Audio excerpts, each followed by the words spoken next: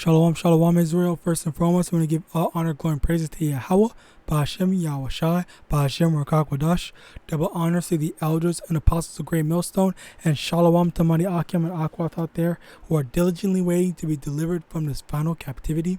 And today's topic is going to be entitled Fake Jews. Now, the reason why I'm doing this video, Slakia, I learned an additional precept to understanding the whole who the fake Jews are and how it's prophecy and all the prophecy pertaining to them in the scriptures. Okay, now firstly, I'm going to go into the basic first. Well, not basic because it doesn't.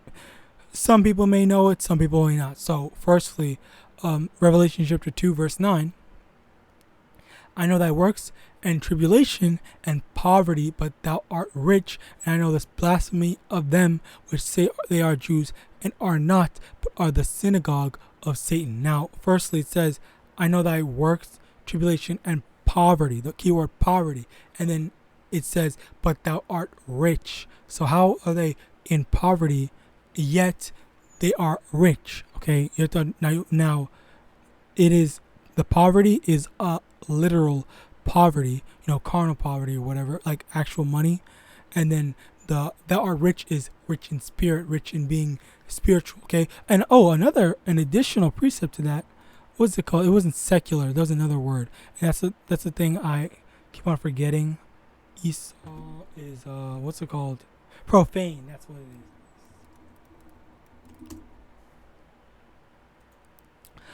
Hebrews chapter 12 verse 16, lest there be any fornicator or profane person as Esau, who for one morsel of meat sold his birthright. Look at the word profane. I keep on, because I whatever. Profane, okay? The definition of profane, relating or devoted to that which is not sacred or biblical, secular rather than religious. And if you look at the word secular, it's because I googled this many a times. Okay, secular, denoting attitudes, activities, or other things that have no religious or spiritual basis. So ultimately, as we go from profane to secular, it's basically saying that Esau doesn't have. Oops, wrong one. Esau doesn't have any spirituality. Okay, there are also you can find spirituality in other cultures, like the I guess Indians, they believe in Buddha or whatever, or Chinese believe in Buddha, all those other stuff. Okay, so at the bare minimum, they believe in some sort of spirituality. Okay, but that's not the case for Esau. Okay, Esau has all these atheists.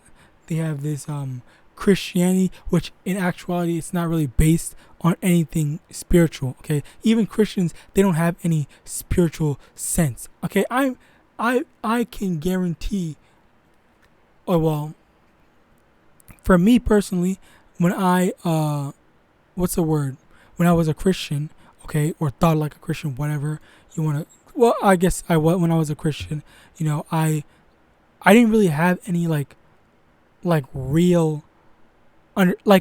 The best way to explain it was I was so confused. I didn't know a damn thing. I was like,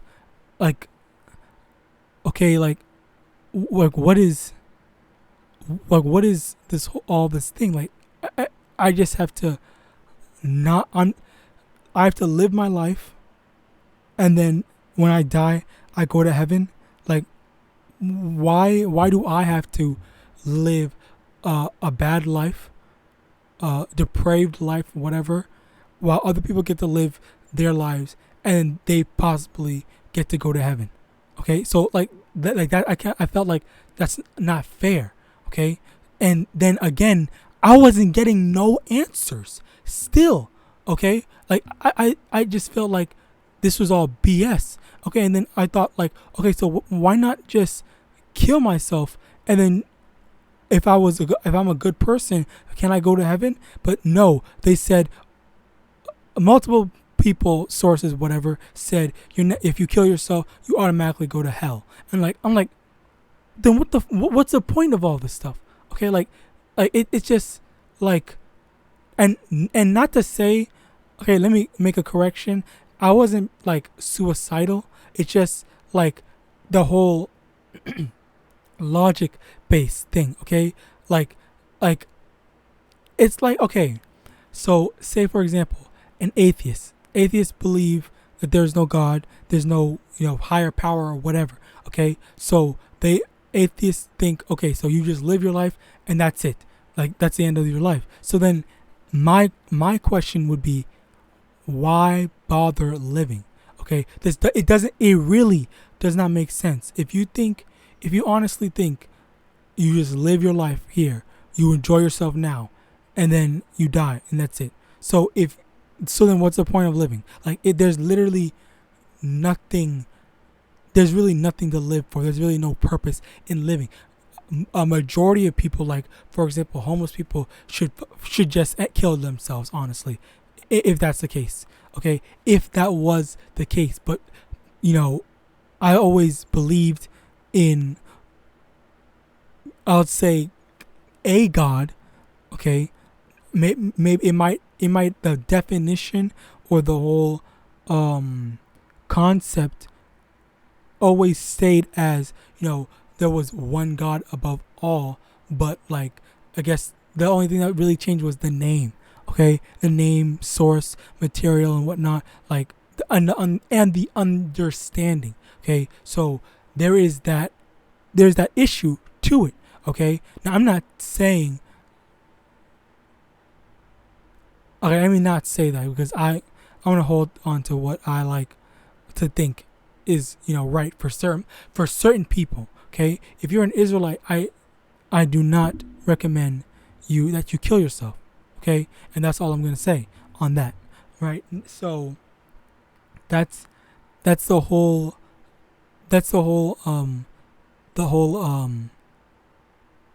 just question on it. Okay, so that's the whole spiritual basis. Now, with that, the fact that I was able, for an anecdotal example, to be able to have at the bare minimum an understanding, as well as a desire to go and ask questions, okay, or try to seek answers, okay, because I admit I was lazy. I was lazy at the time in doing that, and I did not read. I tried reading the Bible, but like it was just, in all honesty, it was literally just gibberish to me. I did not understand the concept of anything. Okay, but after watching a whole bunch of videos and whatnot, like I can compare myself from now to all the way back then. I'm able to actually see and understand it. Okay, and that's another thing. All these people saying, oh, I need to look at it myself. I need to try to get it myself. I want to get my own interpretation. That's wrong. You cannot get understanding without someone teaching you.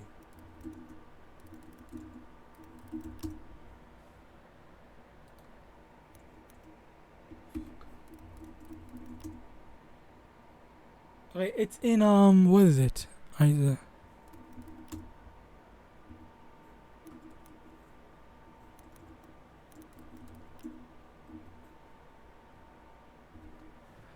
Go to it's New Testament. I think it's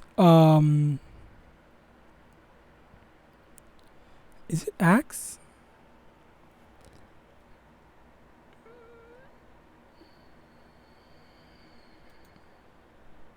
Oh, let me just search this. Where is he from again?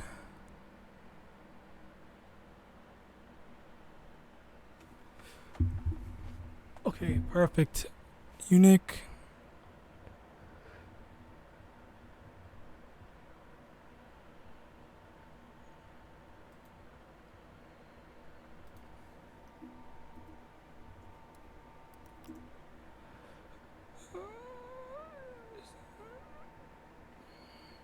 Okay, perfect. I found it. The YAHAWAH. Acts chapter 8, verse 30.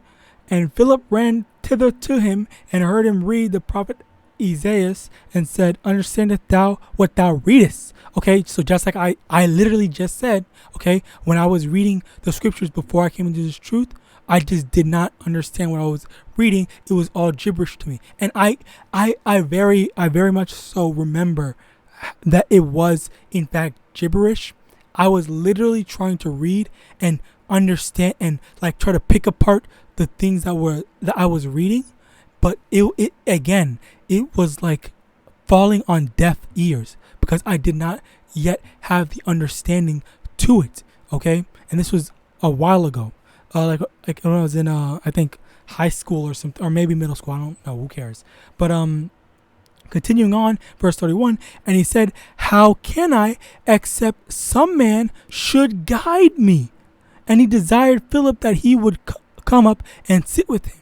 Okay, so you need to be guided. Okay, now I will say though, there are people that will lead people astray. Okay, there are a bunch of pastors that sign 501c3s that aren't able to teach, that are what's the word, controlled in what they're allowed to teach. Okay, so there are people that are out to deceive you. So let's get that as well.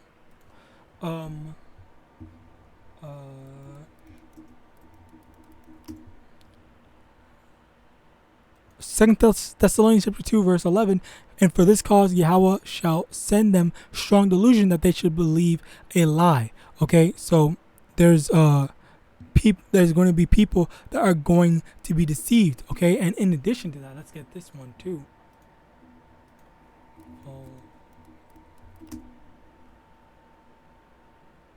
Matthew chapter 24 verse 24, for there shall arise false Christs, false Hamashiachs, and false prophets, and shall show great signs and wonders, insomuch that if it were possible, they should deceive the very elect. Okay, so if you are not a part of the elect, then you're going to get deceived. But if you are a part of the elect, then you're not going to be deceived. Okay, the Most High is going to set things up so that you are able to, you're going to be led to the right teacher in order for you to learn the right way. All right, and that's a very beautiful and very powerful thing, because you literally have to be chosen. Okay.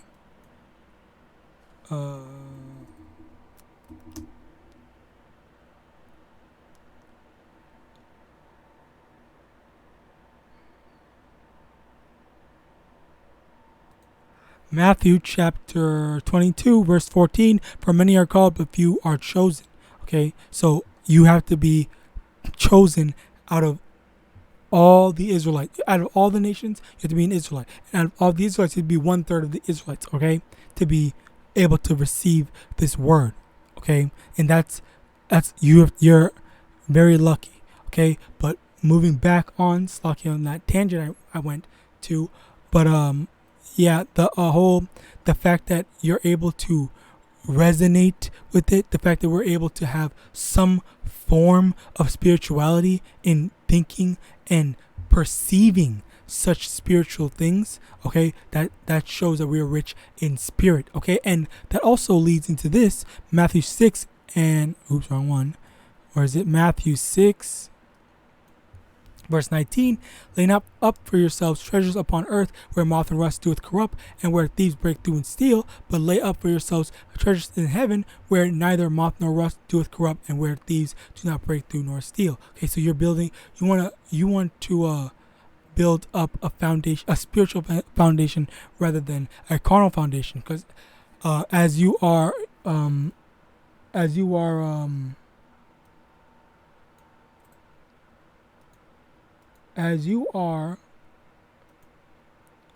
quote unquote living your life, there are aspects that lead you to thinking and doing things that will push you towards okay, I want a white picket fence, I want a nice mansion or whatever, that's laying up treasures for yourself in earth, and that's where you're gonna be rich carnally, okay, but you're not gonna be rich in spirit, okay? Because and that's another precept as well. It's like, there's so many precepts. That's the spirit.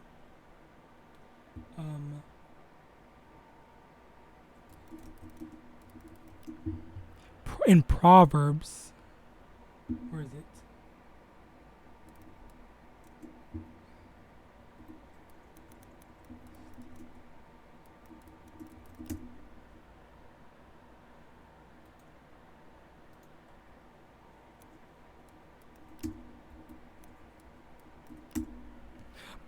Proverbs chapter 30 verse 8, remove from far from me vanity and lies, give me neither poverty nor riches, feed me with food convenient for me, lest I be full and deny thee, and say, who is the most high, or lest I be poor and steal and take the name of the most of my power in vain. So if you are rich, okay, you're gonna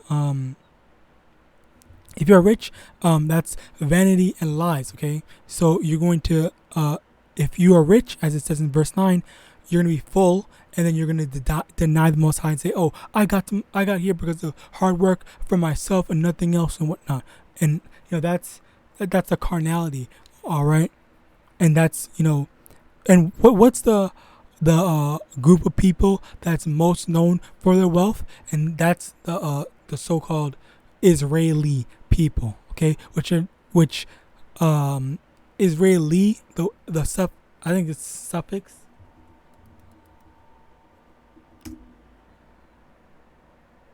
Suffix, yes. So the suffix li is used for like something that's like, okay? So they say Israeli because they're like Israel, all right? But it's not really Israel. It's Israel like, all right? It's not actually Israel, all right? And they are known to be the richest people, and they're not, they can't be in poverty, and they don't even they don't line up with the what's the word, the prophecies that are in the scriptures. So how are they the Israelites? How are they the God's chosen people if the prophecies don't match up with them? Okay, they're in their land, quote unquote. They're in their land, but the prophecies don't match up of what would happen when they got to their land. All right. Ezekiel chapter 36 verse 5. Therefore, thus saith the Lord Yahweh: surely in the fire of my jealousy have I spoken against the residue of the heathen and against all Idumea, which have appointed my land into their possession with the joy of all their heart, with despiteful minds, to cast it out for a prey. Idumea are the Edomites. Okay, so they have appointed the land of Israel as their possession. Okay, so yeah, that's number one. Okay, that's number one. That it's saying that it's making the claim that the Edomites have the land of Israel as a possession. All right, so now let's move on. Joel chapter 3 verse 2, I will gather all nations and bring them down into the valley of Jehoshaphat, and will plead with them there for my people and for my heritage Israel, whom they have scattered among the nations and parted my land. Okay, once again, okay, the main thing is they parted the land. Okay, they parted the land of Israel. They took the land of Israel, and now they parted the land. They did what they did with the whole I think some pieces of Israel, where the whole Israel is owned by, I don't know what's the neighboring countries over there, Palestine or whatever. Yeah, Palestine. Basically what happened, to the best of my memory that I remember searching this up, was before the Israeli people, those fake Jews, got there, what happened was the Palestinians were living there, and then the United Nations or whatever European Edomic nations, they were like, okay, you know what? Let's go over there and kick these people out and give these what's it called? These fake Jews the land. Okay, and let's just get that. When did I was literally about to say fake Jews. Israeli get their 1948. Okay. I don't want to read. Yeah, no, we're not going to read this. I'm never going to bother. Slocky. I should have just done prior reading beforehand. So slocky about that. But yeah, that's basic. But basically, you can do the research on your own. It's good to get some information on history to further prove the scriptures. But yeah, they did. Like I said, they parted the land. Okay, so this is saying that heathens. Right, Ezekiel is saying Idumea parted the land, or Slakia took their land for her possession, and then over here it's saying that the heathen together. Basically, the heathen parted the land of Israel. Okay, as well as scattered the nations of Israel, the nation of Israel. All right. Now, if the so-called Israeli people were the actual Israelites, then wouldn't that mean that there's no more war? Okay. That's one of the prophecies. Micah chapter 4 verse from the top. But in the last days it shall come to pass that the mountain of the house of the Most High shall be established in the top of the mountains, and it shall be exalted above the hills, and people shall flow into it. And many nations shall come and say, Come and let us go up to the mountain of the Most High, and to the house of the power of Jacob, and he will teach us of his ways, and we will walk in his paths. For the law shall go forth of Zion, and the word of the Most High from Jerusalem, and he shall judge among many people, and rebuke strong nations afar off, and they shall beat their swords into plowshares, and their spear into pruning hooks. Nation shall not lift up sword against nation, neither shall they learn war anymore. So it says that there should be no more war anymore. But over here, nation shall not lift up a sword against another nation. Okay, yet right now we have a perfect example is Russia and Ukraine. Okay, and then before that we had Iraq and some other stuff. World War. I think World War II happened before. When was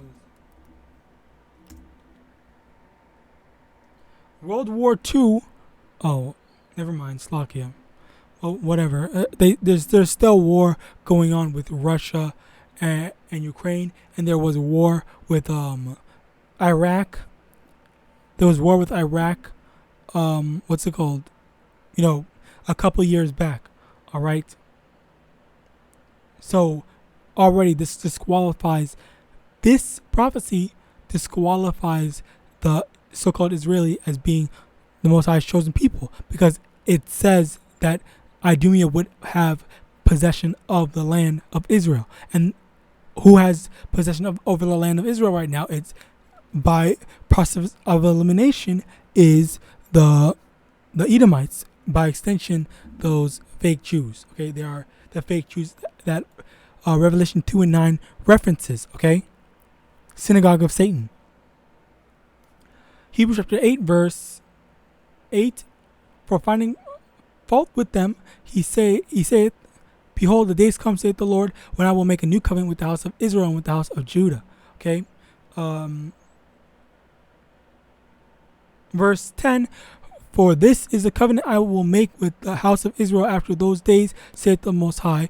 I will put my laws into their mind and write them into their hearts, and I will be to them a power, and they shall be to me a people, and they shall not teach every man his neighbor and every man his brother, saying, Know the Most High, for all shall know me, from the least to the greatest. So another prophecy is the fact that no one would be needed to be taught. Okay, all the Israelites that would be in the new covenant, okay, they won't need to be taught stuff. But even today we have people being taught. Okay, the people being taught stuff. Okay, so again, people being taught stuff about the Most High, God, whatever. Okay, so it's again another thing that disqualifies the fact that the the so-called Israeli that are currently in the land of Israel are in fact not actual Israelites. All right. Now moving on. Proverbs chapter 13 verse 7. There is that maketh himself rich, yet hath nothing. There is that maketh himself poor, yet hath great riches. So even more supporting the whole, we are in poverty, but we are rich. Okay, so for you to have stuff carnally, you have wealth carnally. Okay, but you have nothing with the Most High, and the only thing that actually matters at the end of the day is what do you have with the Most High. Okay, and if you have nothing with the Most High, then you have some bad news coming your way.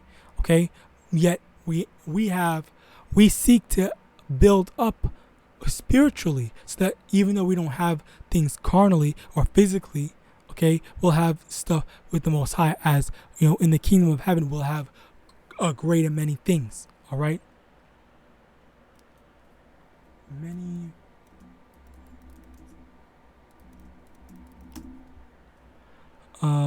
John chapter 14 verse 2. Make sure it's still recording. Oh, I hope this is still recording. I really hope it's still recording. John 14:2. In my Father's house are many mansions. If it were not so, I would have told you. I go to prepare a place for you. Okay, so in my Father's house are many mansions, meaning that how does many houses fit in how do many mansions fit in one house? Because a mansion is already big, greater than a house. Okay, so it's because the house of the Most High is unfathomably large. So the things that we'll get are way better than we can ever get in this Babylonian kingdom. All right. Now, First Corinthians chapter 1 verse 21.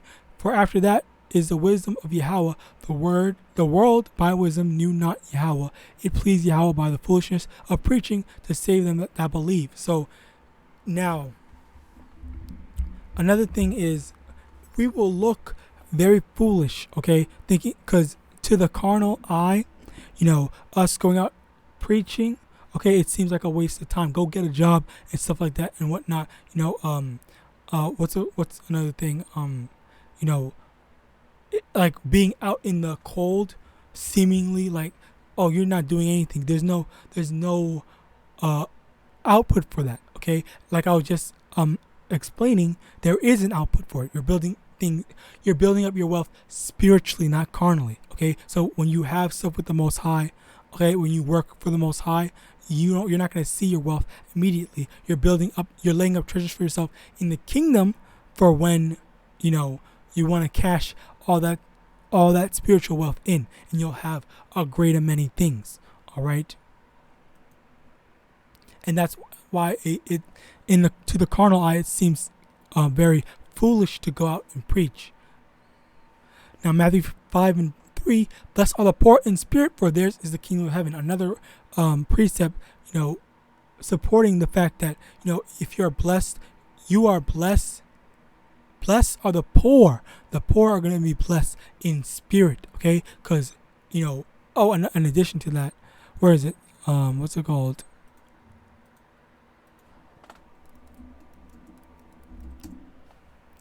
Matthew 19 verse 23, then said Yahushua unto his disciples, verily I say unto you, that a rich man shall hardly enter into the kingdom of heaven. Okay, so, and another precept, Luke 6:24, but woe unto you that are rich, for ye have received your consolation. Slakia. Those that are rich now, most oftenly, they are enjoying this is their heaven, basically. Okay, there's nothing for them in the kingdom of heaven if they are wicked, and they are just like they were just like it says in Proverbs 30 verse 9, lest I be full and deny thee and say, who is the Most High? So they're like, what, the Most High? YAHAWAH, who's that? Who's that? Like, I got this by me. That's basically what they're saying.